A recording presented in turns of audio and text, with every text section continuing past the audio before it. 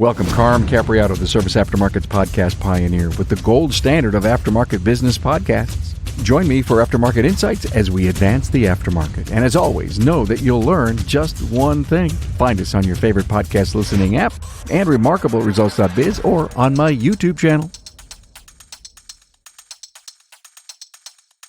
Hey, it's Carm Capriato, Remarkable Results Radio. How are you? Good to have you here. I'm with, just a lovely lady, Danielle Vila. Hi, Danielle. Hi, Carm. How are you? I am great, thanks. And you? Awesome. I'm amazing. Thank you. Oh, God. I heard the story. You were going to see us all at Apex, but you got the COVID, huh? I did. Yeah, it was. I was very disappointed. I didn't even think about it now. It's so kind of like in the rearview mirror for so many of us that it didn't dawn on me until Sean said, did you take a COVID test? And I thought, oh, well, I guess I should do that. I was just going to not come in on Monday and it popped immediately. And I was like, well, I guess I'm going to be having a little bit of an unplanned vacation. So I was really disappointed, but darn COVID. Well, anyway, yep. Red Rock Repair, Las Vegas, Nevada, off-road, automobiles, diesel, you do it all, huh? We do. The off-road part is case-by-case basis. We do it more for our customers that are looking for it because we charge our full labor rate. There's no discounting on that, and it's significantly more expensive than having like one of the four-wheel drive companies that that's all they do the installation. So we'll source out parts, we'll build it, we'll put it on, but we're pretty particular about what we take on, and I'm not willing to undercut my guys and our labor rate for that because the ASE certified master technician is installing it. It's not somebody with a couple years experience that's slapping on a lift kit. So yeah, makes all kind of sense to me. Has Las Vegas recovered from Formula One? Oh yeah. It was a really weird experience for everybody. Fortunately, I don't really have to go down to the strip very much, but everybody that I know that did, it was so disruptive to our lives. And, the first year was not the big bang that they expected it to be. So everybody's pretty curious about whether or not they're actually going to make it into what they're hoping it will be here. So, next year I think will be the real litmus test, but there was some glitches with it for sure that most people saw, on the very first testing run day. So what do you mean by it wasn't the biggest bang? I mean, you're talking about number of people that came? I think more than anything, they had a much higher expectation in sales. We have, friends that obviously work in the hospitality industry. I had lots of friends who were coming in from out of town for it, who their tickets were comped, their rooms were comped. And these, when they first announced it, they were selling packages for the weekend for $1 million for 2 tickets. And then they were giving the tickets away. I think that they priced everybody so far out that they had to do some scrambling to fill the seats after a while. Yeah, well, we were there for Apex, and seeing all the infrastructure being built, just being driven around and saying, "Oh, there's some stands and there's a dead man's curve or whatever." Yep. And we were hearing such strange costs being formulated back then. Oh, and yeah. To your point, I mean, I don't think the average anyone could have afforded it, but the Formula One's a rich man's race, isn't it? It is. It absolutely is. And I think it's the kind of thing where the average person enjoys it on television and you want to see it. And, a lot of my friends that did go, they said that they don't know that they would go back again because when you're watching NASCAR, you get to watch the entire track. But when you're watching Formula One, it's these, millisecond blips of something that screams by you, and then you're watching it on the screen anyway. Getting people in and out was really challenging. The cost, I mean, they came back kind of in the middle of construction and tried to hit the city of Las Vegas for half of the road construction bill, and the city just told them, no, we're not doing that. So it was a very interesting experience for sure, especially being on a spectator. That's one of the things that I was thinking about while I was there. We were traveling around, we were getting some Ubers, and I was saying, what the hell is all this costing? An enormous amount. I can't even. Anyway, we're not here to talk about Formula One, but since you live down there, Danielle, listen, 18 months ago, you were on with us. We were in San Diego together, and we did a great episode. And one of the things that you had mentioned, I'll never forget this. I'm a mediocre hairdresser, but I'm really great with people. Yeah. And it goes back to what I know about John DeJulius. He's a great speaker. He's been at a lot of, I've interviewed him twice. He doesn't live far from me. He lives in Cleveland. And one of the things that he said was so cool. He says, he had a sign on his hairdresser's salon. It says, "We fix 1995 haircuts." Because they were a top end shop. right? Yes. Top end. Yes. They Yes. hired just the best people. Yeah. To your point, I'm not saying that we would say we fixed 1995 oil changes, Yes. but there's some kind of reference on, listen, I'm gonna go down for the 1995 oil change. Do you value your car as much as you value your fill in the blank, Yes. eyesight, and all that stuff? Yeah. Yeah. How are you guys selling your premium work at the counter? It's something that Darren Barney really helped teach us how to communicate that. And it's a matter of building value into the service you provide. And for anybody that's, never heard our story, we bought a shop 5 years ago, and we bought it in this small little complex in Las Vegas. That's in a very affluent area, but it's literally an auto care plaza. It's a small shopping center, and there are 4 independent shops and then 3 franchise type shops, and we literally share buildings with each of these shops. Mhm. So the competition to a certain extent is fierce, and it becomes, how do we set ourselves apart from everybody? What we learned pretty quickly was, really and truly, it's the service. It is all about customer service. And in one of the conferences that I went to with Elite, they told us that Bob Cooper had told us there was a study of the most anxiety inducing consumer experiences, and automotive repair was in, I think, the top 3. I mean, truly, when you really stop and consider from a customer's standpoint, why is this such a terrifying experience for some of them? Number one, because it might cost thousands of dollars, and walking in, you have no way to know whether or not, number one, the shop is being honest. Number two, are they correct? And number three, are they charging you too much? And that's where the service advisor, the experience at the front counter, in the office rather than the counter — I don't really like the idea of a counter — really has to step up, and they need to make the customer understand why services cost what they do. And you don't really want to get into price, because at the end of the day, what do customers really want? They want to know that when they come pick up their car, it's going to be fixed. They're not going to have problems with it anymore. And there's not going to be grease stains all over it. When they drive away, that check engine light is gone. That sound is gone. That's really what they care about. And of course, money is important. It's important to everybody. But again, it goes back to, how do you set yourself apart from your neighbor? Yeah. It's You know? going to a great restaurant that has Yes. a $75 steak, and Yes. it's this thing that you don't normally do all the time, Yep. but you go in. Yeah. If it takes an hour and a half to get it and it's cold, what happens? Yes, and why did that happen? And at the end of, the customers don't care why it happened. They only care that it happened. Yeah. And at that point, it's really hard to rescue that experience. I mean, it is extremely difficult. No No. value in the money that I would have spent since Yes. those mistakes were made. I've said this on a few podcasts of late, and we're recording this late in the year 2023. I've been reading some articles looking at trending stuff going on in 2024, and CX keeps coming up, customer experience. Hmm. And people have heard me over and over again. It says, Carm, shut up about the CXO, the Chief Experience Officer, the Client Experience Officer in the company, CXO. Hmm. And I do a play on words and, go to your people and says, listen, I need to hire a CXO. Does anyone want to fill the position? Well, what is that, boss? Well, that's the Hmm. Client Experience Officer. Yeah. Well, I can't even believe we're going to have a position like that. We need another tech in the bays. You're 100% right, everyone. But I need to put that CXO title, comma, on everyone's name. We are Yes. all in charge of the client experience. Yes.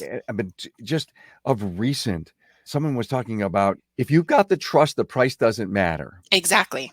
And if you're Yes. trying to build an experience of high value, it just hit me a couple of days ago. Do you have a Keurig, by the way? Yes. So here's the deal. Are the Walmart Great Value cups in there, or No. are the Starbucks cups in there? Exactly. And do you have other options outside of that? Because what if your customer isn't a coffee drinker? Yes. And what if they bring their children in? Do you have hot cocoa? Do you have apple cider in there for them? And it's little, very small nuances that really, truly, most customers probably don't ever even see it or utilize it or take advantage of it. But in the event that they want to, it's there for them. I think you hit the nail on the head. Every single person in your business is responsible for the customer's experience. The technicians, obviously, in fixing the vehicle, but also making sure that they've wiped down any dirty handprints. If something dripped on a car, you clean that up. If you don't, we're going to catch it, because in our shop, we do 2 QCs. Our technicians go out and drive the vehicle, which most shops do.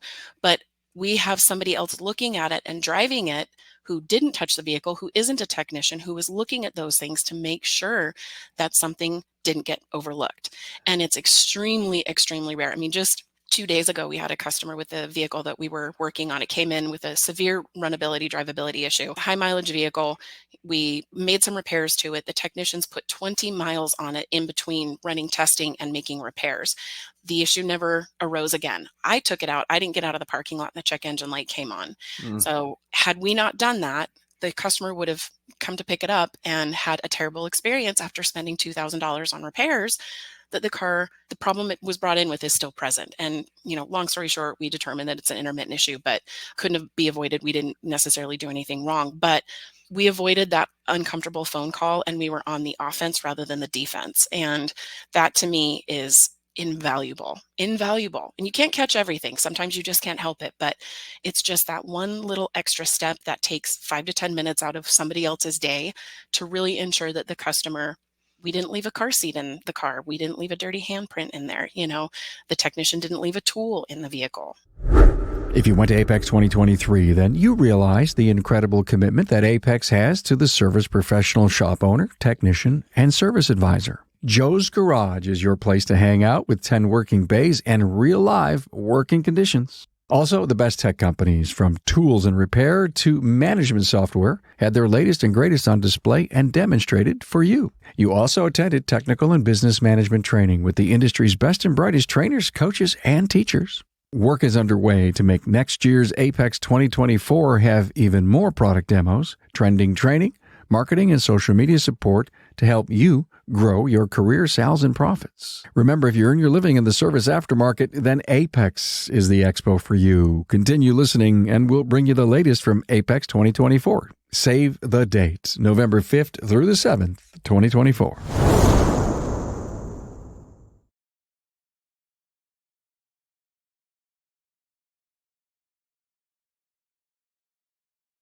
Hey, let's face it, your shop management system is the single most important tool in your shop, period. Napa Trax has made selecting the right shop management system easy by offering the industry's best, most comprehensive SMS. Now, it all starts when a local representative meets with you to learn about your business and how you need to run it. After all, it's your shop, so it's your choice, and having local representation is a huge plus. Customizing Trax to your business, whether you're a one-person shop or a large multi-bay or multi-location company, a representative consults with you to help optimize your shop's workflow, efficiency, and profitability. Trax always has the flexibility to do business how you need to do it, which means it can also grow as your business grows. And unlike the other guys, we'll be there for you after installation with the best training and support in the business. Yes, a learning management system tailored to each role in your company. Simply put, Trax was designed and built for shop owners just like you. Visit us on the web at NapaTrax, that's NapaTracs.com. Having a QC specialist on staff and or someone carrying that role is so critical. It came to me as you were speaking, we were talking about Keurig and everything. Take yourself, my listener and you, take yourself into a hotel room that you just checked in at, you're going to spend $175 on. You walk in and you start asking yourself or getting that feeling, am I getting value from this stay? I know I'm going to get a little breakfast in the morning, but all I'm here is to put my head on the pillow, shower, and hit the next day. But you look around and you look at the coffee pot and you see what they provide for you. And you would like, is there a refrigerator? Let's keep going. What's in the bathroom? How many towels are there?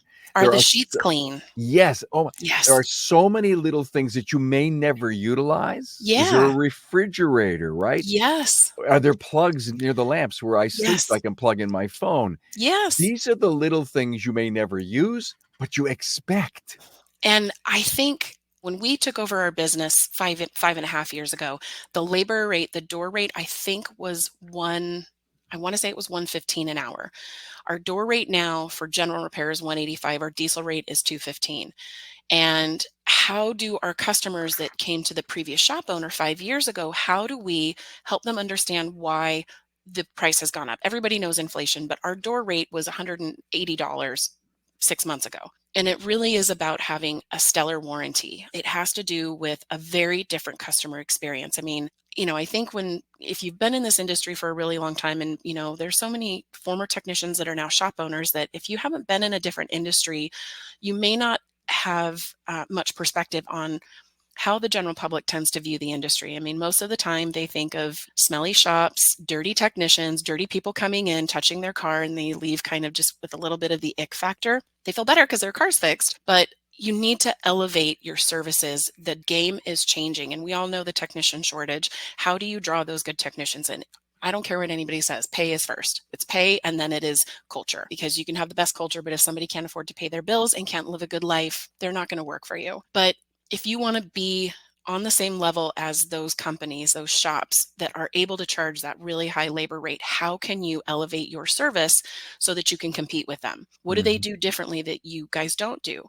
And it's a challenge when you're in a small growing business. We face it every single day because we work with, essentially kind of a skeleton crew. I've got one service advisor right now, 3 technicians, myself, shop manager, but we still manage to do it every day. We fall short every once in a while, but we take responsibility when we do, and we try to make it better the next time. And we work really hard to try to bring them back. And when we know they're coming back, we try to elevate the experience for them and help them understand that it was hopefully an anomaly the last time.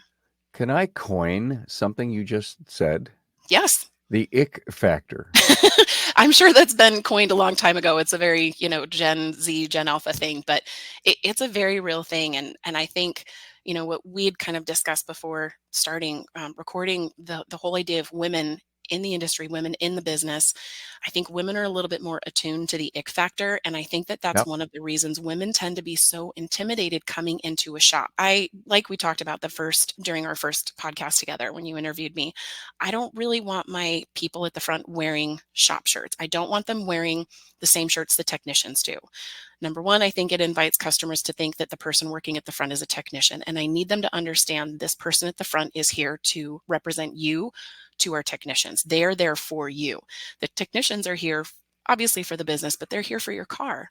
And if they look like a technician, are you walking in expecting to have somebody rough and gruff and maybe not great with customer service help you? So if our service advisors don't dress like technicians, I think you're already setting it up for a slightly elevated experience. It really is. It starts with having somebody warm and kind and genuine at the front counter who understands their sole responsibility is to take care of your customer, and not to the extent of whatever it takes. I don't think that we really have the luxury in this business to do that because it's everything is in and out so quickly, or you're trying to, but within the confines of what the job duties are and how much work service advisors have to do, they really need to understand that that is the primary goal, and how can they elevate the experience every time when a customer walks in? And Perfect. can you Yeah. improve this experience from the last one? The whole reason for me kind of backing into the ick factor again is if you know that the customer doesn't want one of those things, Yes. then as an individual who is solely responsible for that experience, Mhm. that we're going to do everything right down to the, making sure that the QC is right, then Yeah. you're doing everything to prevent the ick factor. And I Yes. just love that. You mentioned warranty. You got a 3-year 36. We do. That's a difference maker for you? It really is, and again, it goes back to the very first conversation you have with a customer where you're introducing your services and what you offer. You have to bring that up because most people don't think about it. And I have a really special experience that just happened to a good friend of mine where he had bought a pickup truck. He had taken it to a franchise store that's all across the country and said, make this perfect. I don't care what it costs. I want this truck in perfect condition. And it was, a used Dodge Ram with a Cummins engine, a 3500. He spent about $1,800, had ball joints, upper, lower. I mean, he had quite a bit of work done to it. He was getting ready to take his kids on a trip, and he was towing his trailer, and he wanted us to do an alignment for him. We didn't know each other at the time, brought it in. My technician put it up on the rack, and the ball joints had not been changed. He called the store that had performed the services. They said, it's not under warranty anymore because we only warranty for 12 months. And he was 2 months outside of the warranty. That to me is not acceptable. If you don't feel confident to stand behind your services and your parts, there's something wrong. And a customer won't know that that's a problem until it becomes a problem. And that's a conversation I don't want to hear. And at the end of the day, I think, if you're in this for the long haul and you really are here to take care of the customer, you do what's right, whether it's inside or outside of the warranty period. I was at a conference again with elite with their pro service that's run by Jim Murphy. And we went to this Mhm. fantastic shop in the Washington area called Integrity Automotive, and Nate Bean runs it. They have a lifetime warranty, and there are some caveats to that the customer has to sign off on and be aware. They have to maintain, if they do a transmission, it's a lifetime warranty, but they have to do their transmission services on time with him. He said, honestly, even if they didn't, if they missed a couple, for whatever reason, they went someplace else, that's not the right thing to do for me to deny them coverage on that. We will take care of it for the customer. And there's a reason he is such a successful shop and has such an incredible business. It's because everything is customer focused. Everything. I grew up with knowing the do right rule. Yeah. Wow. Okay. To the rest of the industry, please bring that into your people. And when someone says, well, what's that mean, boss? How do you want to be treated? I mean, it goes back Yeah. to the golden rule and all that stuff. But Yes. there is a do right rule that if you're going to maintain your integrity, the Hmm. trust, your brand, Yes. you can't shortcut. No, and I think, when you have, especially if you have a new employee and maybe somebody that's, younger, I think if you pose the question to them, what does that mean to you? You're going to learn a lot about that person. I think they learn a lot about you as well. If your values are aligned, then they likely found a home with you.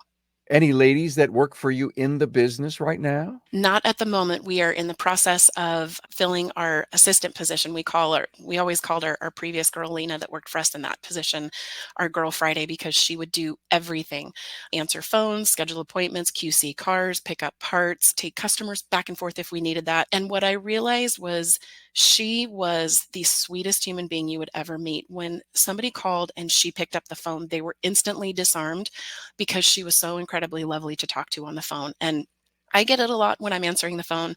People don't expect a woman to answer. And, if I mention to them that I'm an owner, they are very surprised by that. But like you said in the beginning, I know I'm really good with people. Lena took it to a different level. She knew instantly how to connect with someone. She knew how to find that common thread and common factor to disarm them and kind of help bring their anxiety down. And then she could, slowly ease into the conversation of, let me explain to you what the service is and what to expect. We don't have a waiting room. You're bringing your car in for an oil change. You have to drop it off with us for the entire day. And people didn't have a problem with it because she helped them understand why that was so important and why it was the right way to help them. I find it fascinating what you said. And all I could think about is if someone was coming in and sat across from you for an interview, Hmm. and all of a sudden, I just clicked my hands, Yeah. my fingers. All of a sudden, it clicks. It doesn't matter what their experience is. If you could see that they will fit into your culture and they have the personality that will Yes. draw people to them, she has this inward and outward love thing going on. Hmm. Man, you just got to give them a chance. You do. We tend to hire for attitude first and then Yeah. aptitude next. And everybody knows when there's a bad apple in the shop that it is absolutely toxic. And it's the same in the front. If you've got somebody who either isn't subscribed to your values or doesn't have that right kind of energy, it brings everybody down. And I think that's even a little bit worse because it affects the front, which then has the domino effect of affecting the back. It's vital to have people who are excited about what they do, who understand how challenging the job is, but accept that challenge and know that there's good days and bad days and good moments and bad moments. But what can I do to make that better? And for me, with our, front counter, front desk, it's really about how can I help you? How can I support you to make this a little bit easier for you? When they're having a bad day and they want to come and talk about this experience with a customer, it's tell me all about it. Yeah. Are you finding new clients? So for us, it's really interesting. I got my butt handed to me this year in the business because I never really did any CRM marketing. And I'm sure everybody out there is rolling their eyes like, what a bonehead. But even as a hairdresser, I always looked at it as my clients will come to me. And if they need to get into me today or tomorrow and I'm booked out for a month, well, they'll pre-book their appointment next time. We never did that. We never did any sort of CRM marketing. And Las Vegas was hit with this very weird summer. Normally we're all buried weeks out. And I had one really good month and then a really bad month and a really good month. And it was literally up and down month by month. So after going to the pro service meeting, I brought that up to the fellow shop owners that were there, and they all were so kind and so supportive and said, this is what you've got to do. And again, going back to integrity and Nate Bean, he did this really unique thing that I'd never heard of called car care certificates.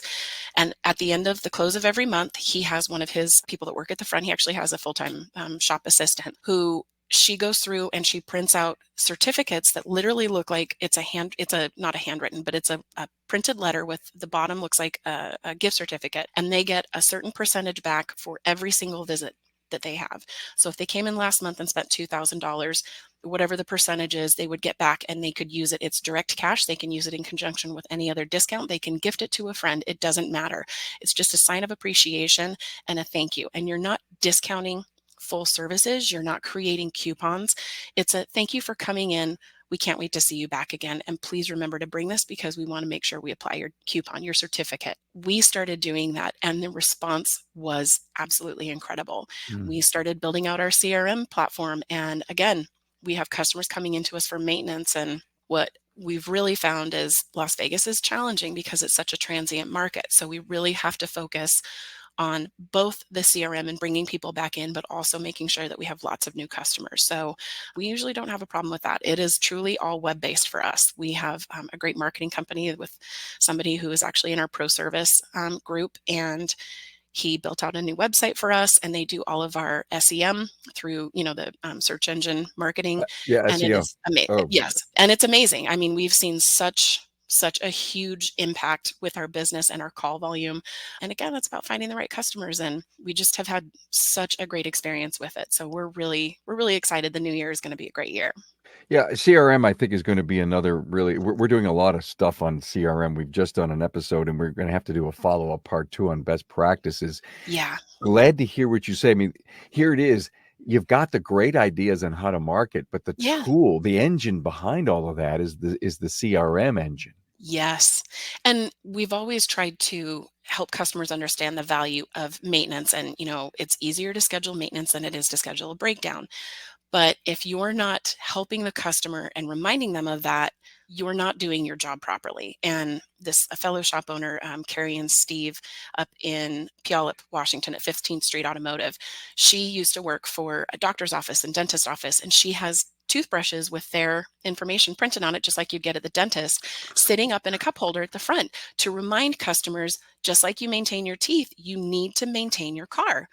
People get a good laugh out of it, and it's such a funny thing to find a toothbrush at your auto repair shop. I But love this idea. Oh, yes. stop me right now, because we talk about this all the time. I can't get out of the dentist No. for cleaning Yes. unless I schedule. In fact, Correct. the technology today is that the scheduling is right there for the Yep. hygienist, right Yes. there. Mhm. Okay, so I get all that. And to your point, why can't we figure out how to bring that whole maintenance, responsibility, critical stuff? And I think you just knocked it out of the park. I think this is one of the greatest ideas. Does the individual walk away with a brand new toothbrush, or is it just there to explain? It's a metaphor, if you will? It's more of a metaphor than anything, and they're happy to give them to customers. She has a big box of them, but it's to help kind of tie these two things together. Nobody likes going to the dentist. It's not an enjoyable experience. It's the same at the shop. People walk in stressed out and anxious. If they can help tie that in, if you get your teeth cleaned and you floss your teeth, you are probably not going to need a root canal. If you get your transmission serviced, if you do your brake fluid flush, all of these maintenance services, the likelihood that you are going to have catastrophic failure is dramatically I love it. minimized. I love it. And I mean, when she told me that, I it love it. it Are just you it was the kidding light me? bulb moment. I know. It was Are you kidding me? I That know. I'm sorry. We've all been on this earth a long time, and then when we hear the fact that when you're finishing up with the client and you reach under and you put a toothbrush down in front of them. In fact, to me, it would be the funniest thing is not to say Right. anything. Right. See I what I agree. happens. Just see what their reaction is. So Do you have what's questions? this all about? I'm glad you asked. I know. It is the most brilliant thing. I think again, it speaks to Carrie has such a unique understanding of customers' inability to do what they're supposed to do. I mean, everybody knows a lot of people don't save. It's a hard thing to do, and that kind of mindfulness about it. And most people, it's like if you don't put an oil change reminder sticker, they're waiting for their car to tell them. But if a manufacturer's interval is 10,000 miles for an oil change, we would never recommend that. I wouldn't do that in my car. Yeah, We want to help customers be proactive, not the minimum requirements. Let's be a little bit proactive about it. And how do I help basically make them understand why that's so vital and important? And the dentist is a prime example. Oh my God, healthcare. The parallels to healthcare in our Oh, industry are scary. yes, Just I scary. I agree. I just love them. What's going on in 2024? Any big plans? What are you gonna do? I'm in the middle of working on our marketing calendar for the year. Again, going back to just being in touch with really amazing shop owners who've Yeah. inspired me. We're working on a few different programs that we want to build into our services here that are collecting donations for the local women's shelter. For, obviously we always do Toys for Tots. We want to do food drives. There's an incredible shop, and I'm totally blanking on their name. They're up in Oregon, and they do basically a food drive where they collect peanut butter and jelly. They contacted the local food pantry and said, "What do you need?" And they said, obviously shelf stable, but peanut butter and jelly, it's an easy thing to give to people. And they collected an entire wall filled with peanut butter and jelly. They posted letters and notices all around the grocery stores that surrounded their shop. And you got a free set of wiper blades as long as you brought in a jar of peanut butter and jelly. And it's such a small thing. It's not a huge expense for people, but everybody feels good about it. We're helping those in need. We really want to get involved in those. They're small things, but they really do have an impact on people that don't necessarily come into our shop. So we're looking for that. We're working on implementing education programs here in the shop. We're still young, and I feel like we're just starting to get our feet underneath us. So I'm just working on improving what we've got here and making sure our people are happy. Okay, I got the marketing campaign for you for peanut Perfect. butter, okay? Okay. The I've got my pen. communities Are you ready for this? The community's PBJ HQ. The I love community's that. PPJ headquarters. I love it.